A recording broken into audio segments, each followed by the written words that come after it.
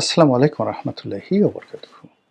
সম্মানিত দর্শক, ত্রয়োদশ জাতীয় সংসদ নির্বাচনের পর সংসদ সদস্যদের শপথ গ্রহণ, তারেক রহমানের নেতৃত্বে নতুন সরকারের কার্যভার গ্রহণ এবং সারা বাংলাদেশে এখন বিএনপির যে জয় জয়কার চলছে, সেই জয় জয়কারের প্রেক্ষিতে দেশের প্রধান বিরোধী দল জামাত, যাদের কিনা 11টি দলের একটি জোট রয়েছে, তারা আসলে কেমন আছে?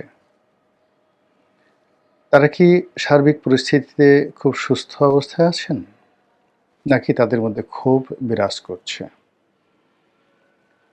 এবং তাদের মধ্যে যদি ক্ষোভ বিরাজ করে, এক্ষেত্রে ক্ষমতাধর বিএনপি যারা আছেন বা ক্ষমতাসীন বিএনপি আছেন, তাদের জন্য কী কী ক্ষয়ক্ষতির কারণ হতে পারে, এই বিষয়গুলো নিয়ে সংক্ষেপে আলোচনা করব। প্রথমত, আজকের যে অবস্থানে আমরা আছি, আওয়ামী লীগ মুক্ত একটি বাংলাদেশ এবং শেখ হাসিনার 15 বছরের শাসনের পর বিএনপি যে ক্ষমতায় এসেছে, ক্ষমতার নেপথ্যের যে শক্তি, সেটি হলো আগস্টের 2024 সালের জুলাই আগস্টের যে বিপ্লব বা গণ অভ্যুত্থানের শক্তি এবং এটার স্পিরিট। বলা হয়ে থাকে যে জুলাই আগস্ট বিপ্লবের যে মাস্টার মাইন্ড, এটি অ্যাবসলিউটলি জামাত, এবং জামাতের প্ল্যান এ, বি বা জামাতের যে প্রক্সি টিমগুলো ছিল, তারাই আসলে এখানে মূলত এই জুলাই আগস্ট বিপ্লবের নেপথ্য কারিগর। পরবর্তীতে ডক্টর মোহাম্মদ ইউনূস ক্ষমতায় আসা, তারপর উপদেষ্টা মণ্ডলীদের ক্ষমতা গ্রহণ, এর সঙ্গে মার্কিন ডিপ স্টেট পলিসির অনেক সংযোগ ছিল, যোগাযোগ ছিল। কিন্তু কার্যত গত 17টি মাস ধরে সরকারের উপর যে আধিপত্য, বলতে গেলে শতভাগ আধিপত্য এবং নিয়ন্ত্রণ ছিল জামাতের এবং এনসিপির। তো সেই অর্থে তারা যেভাবে নির্বাচনের কথা ভাবছিল, যেভাবে বিজয়ী হওয়ার হিসাবপত্র কষছিল, সেটি হয়নি। এবং সেটি না হওয়ার কারণে তারা এই গত 17 মাস ধরে যে একটা সুখকর অবস্থায় ছিল, এটি হঠাৎ করে এখন তাদের জন্য বিষাদ সিন্ধুতে পরিণত হয়েছে।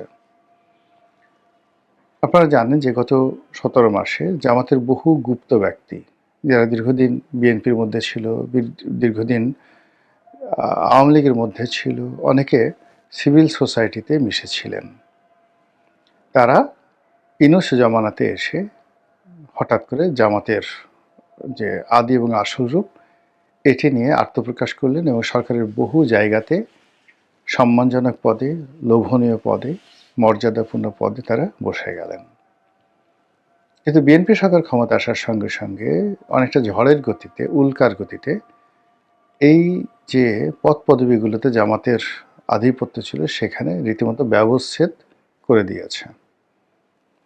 অনেককে বাদ দিয়েছে, অনেকের চাকরি যায় যায় অবস্থা, এবং আগামীতে অনেকের বিচার হওয়ার বা অনেকের বিরুদ্ধে মামলা হওয়ার সম্ভাবনা প্রকট। বিশেষ করে ডক্টর মোহাম্মদ ইউনূস এবং তার উপদেষ্টা মণ্ডলীদের বিরুদ্ধে মামলা করার জন্য অনেক পক্ষ নিষ্পিস করছে। আওয়ামী লীগের লোকজন প্রাণান্ত চেষ্টা করছে, দরকার হলে তারা ফাইন্যান্স করবে।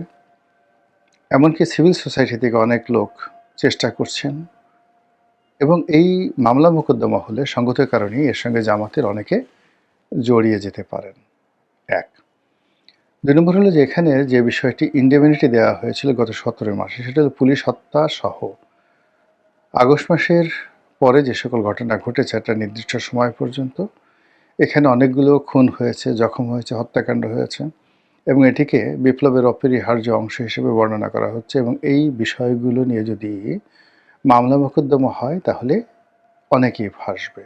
আর তার থেকে বাঁচার জন্য যে ইন্ডিমিউনিটি দেওয়া হয়েছিল, সেই ইন্ডিমিউনিটি যদি এখন বিএনপি জাতীয় সংসদে পাশ না করে, তাহলে সেক্ষেত্রে এই যে জামাত বলেছে তারা মাস্টার মাইন্ড, বা জামাতকে মনে করা হতো মাস্টার মাইন্ড, এই বিষয়গুলো নিয়ে জামাতের কপালে দুর্ভোগ আছে।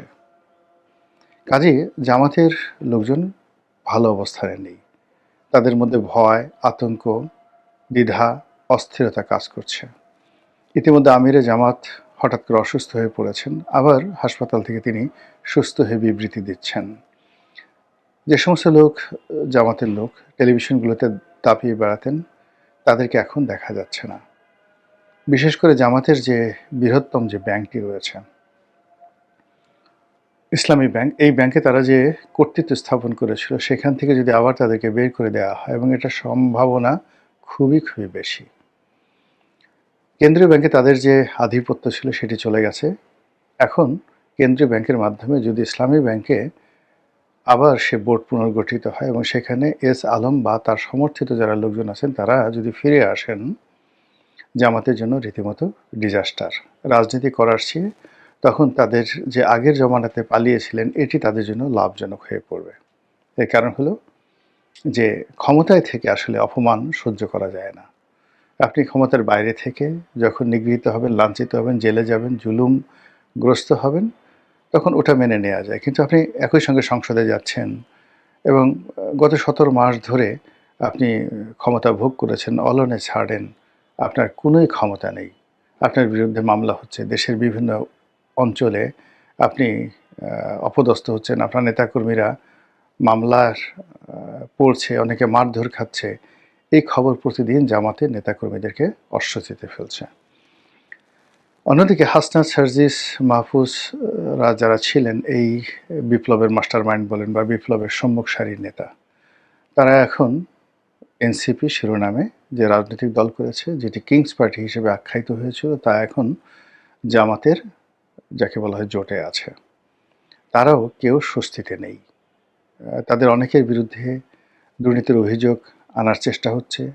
তাদের অনেকের বিরুদ্ধে মামলা করার জন্য অনেক পক্ষ নিষ্পিস করছে, এবং গত 17 মাসে যে মব হয়েছে, অনেকগুলো বাড়িঘর লুটপাট হয়েছে, এবং কতটা লুটপাট হয়েছে তার একটা প্রকৃষ্ট উদাহরণ দেই। আমার বাসায় আওয়ামী লীগের একজন সাবেক উপজেলা চেয়ারম্যান একদিন একটা তদবির নিয়ে এলেন কয়েকদিন আগে। তো তিনি ছিলেন, তার স্ত্রী ছিলেন, তার স্ত্রী একটা কলেজের প্রিন্সিপাল, উত্তরাতে বাসা। তো ওই সময়টিতে একজন নামকরা সমন্বয়ক, পরিচিত সমন্বয়ক, তিনি আমার সঙ্গে দেখা করতে গেছেন।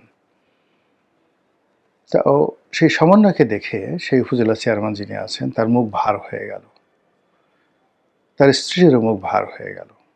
আমি বললাম যে কী হয়েছে? সেই ছেলে চলে গেল, চলে যাওয়ার পর বলে কী হয়েছে? বলে ওই যে আপনি যাকে বাসায় উঠিয়েছেন এবং আমার পাশে যাকে বসিয়েছেন তার লোকজন আমার বাসা লুট করেছে। 150 ভরি স্বর্ণ, আমার সারা জীবনের উপার্জন। সেই ভদ্রমহিলা বললেন যে আমি জীবনে কিচ্ছু করিনি, যখনই বেতন পেয়েছি 2000-3000 টাকা যখন ভরি ছিল, 1500 টাকা যখন ভরি ছিল, তখন থেকে স্বর্ণ কেনা শুরু করেছি। সেই 1500 টাকার স্বর্ণ কিনে কিনে আমি 150 ভরি স্বর্ণ আমার ছিল। সে পুরো স্বর্ণ সহ বাসার যা কিছু ছিল সব লুটপাট করা হয়েছে আর জ্বালিয়ে দেওয়া হয়েছে। এরকম অসংখ্য ঘটনা ঘটেছে গত 17 মাসে, যেগুলোর আর্থিক মূল্য আপনি হিসাব করতে পারবেন না। এখন ওই ভদ্রমহিলা যদি সুযোগ পান, তিনি অবশ্যই মামলা করবেন। ওই ভদ্রলোক যদি সুযোগ পান, তিনি অবশ্যই মামলা করবেন, এবং যারা এই কাজগুলো করেছেন তারা খুব ভালো করে জানেন যে আসলে গত 17 মাসে কী হয়েছে, এবং এই কারণ কী হলো, এনসিপির মধ্যে এক ধরনের অস্থিরতা কিন্তু বিরাজ করছে। অন্যদিকে সংসদ যেভাবে গঠিত হচ্ছে, তাতে করে জুলাই সনদ কিংবা উচ্চকক্ষ বা সংবিধান সংশোধন, ডক্টর মোহাম্মদ ইউনূসের যে ডিজায়ার, তার সেফ এক্সিট, তার বিদেশে যাওয়া, বাংলাদেশে থাকা, তার কর্মকাণ্ডের ইন্ডিমিউনিটি, সব কিছু এলোমেলো হয়ে যাচ্ছে।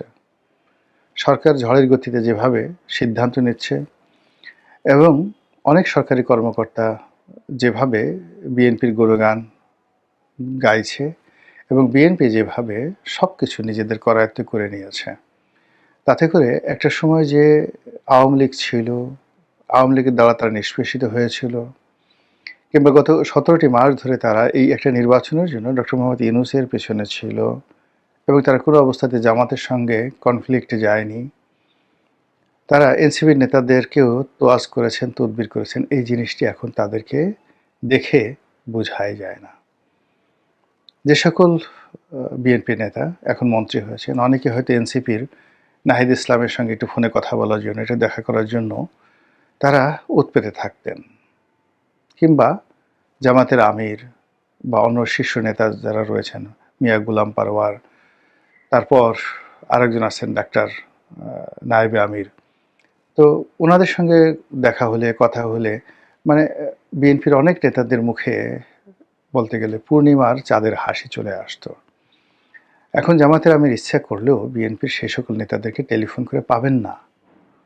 তাদের সাথে দেখা করতে গিয়ে ঠিক আগের মতো সেই অবস্থায় থাকবেন না, এবং তিনি তার যে দরবার, মগবাজার দরবার, তার বাসার যে যে বাসভবনটি, এটি যেভাবে গত ১৭ মাসে মূল্যায়িত হয়েছে, রাষ্ট্রদূত গিয়েছে, ব্যবসায়ীরা গিয়েছে, বিভিন্ন মানুষ গিয়েছে, তো এটা একটা আনন্দ আছে, এটা একটা তৃপ্তি আছে, সেই জিনিসগুলো এখন নেই। না থাকার ফলে কি হলো? জামাত সঙ্গত কারণেই বিক্ষুব্ধ।